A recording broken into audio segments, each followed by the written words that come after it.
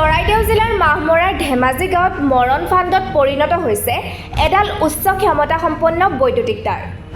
মানুহে নেদেখে বা ৰাতি তাঁৰডাল ছিগি গ'ল, কিমান এটা ভয়াৱহ পৰিস্থিতিৰ সৃষ্টি হ'ব। গতিকে গাঁওখনলৈ যাব নোৱাৰে কোনো ট্ৰাক, ডাম্পাৰ, বাছ।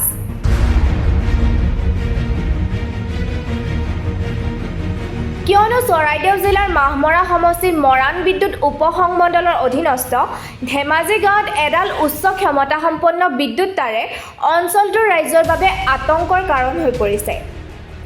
নামৰূপ তাপ বিদ্যুৎ প্ৰকল্পৰ পৰা গড়গাঁও সংযোগী কেইবা হাজাৰ ভল্টৰ উচ্চ ক্ষমতা সম্পন্ন বিদ্যুৎ তাঁৰ গাঁওখনৰ মাজেৰে পাৰ হৈ গৈছে।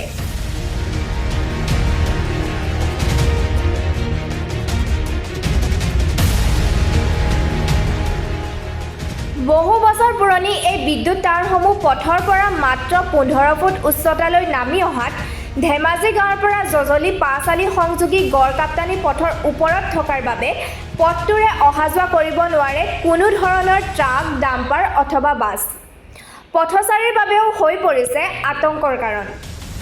যিকোনো সময়ত ভয়ংকৰ দুৰ্ঘটনা সংঘটিত হোৱাৰ আশংকা কৰিছে স্থানীয় ৰাইজে। শীঘ্ৰে বিদ্যুৎ তাঁৰখিনি মেৰামতি কৰি নিৰাপদ উচ্চতাত ৰাখিবলৈ দাবী জনাইছে স্থানীয় ৰাইজে। বহুত ভল্টেজৰ তাঁৰ হয়।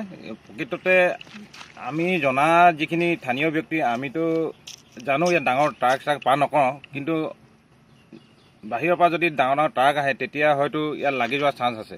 সেইকাৰণে আমি বিদ্যুৎ বিভাগক জনাব বিচাৰিছোঁ যে এডাল অতি সোনকালে অলপ ওখ কৰি পৰিবাহ কৰে যেন।